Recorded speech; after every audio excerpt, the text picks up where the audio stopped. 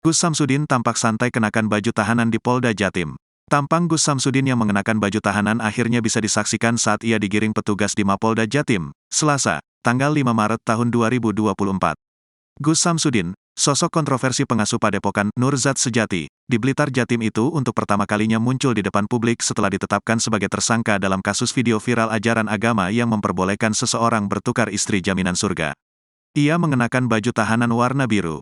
Gus Samsudin digelandang oleh seorang penyidik dari Gedung Unit 3 Cyberkrime Polda Jatim, untuk dibawa masuk ke dalam gedung di Treskrim Susma Polda Jatim, sekitar pukul 16.25 waktu Indonesia Barat, Selasa, tanggal 5 Maret tahun 2024. Gus Samsudin tampak mengenakan kaos warna biru bertuliskan, tahanan di Tatip Polda Jatim, yang berpola, font kalibri, berwarna oranye. Cara berpenampilannya, tentu saja tak seperti biasa. Dari segi ujung kepala, Gus Samsudin tampak mengenakan peci warna putih, dengan rambut yang tak terburai seperti biasanya. Kali ini rambutnya dikuncir ke belakang secara rapi, hingga menampakkan kedua daun telinganya secara jelas. Kemudian, ia juga tampak memakai celana pendek selutut berwarna hitam. Namun, yang berbeda, Gus Samsudin tak seperti biasanya, nyeker atau tanpa alas kaki. Kali ini, ia memakai sandal selop berbahan karet berwarna hitam. Saat ditanya mengenai alasannya kali ini memakai alas kaki sandal, Gus Samsudin, enteng, saja menjawabnya. Ia cuma menjalankan apa yang diminta penyidik kasusnya.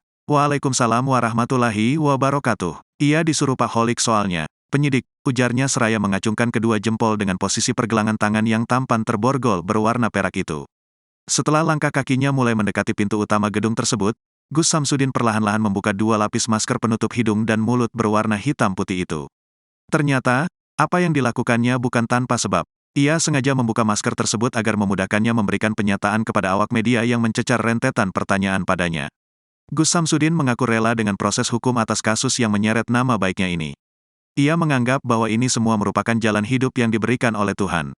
Dan oleh karena itu, ia harus rela menerimanya. Bahkan, Gus Samsudin, dirinya secara gamblang mengaku senang mendapatkan penanganan hukum seperti saat ini, yakni ditetapkan sebagai tersangka dan dipenjara.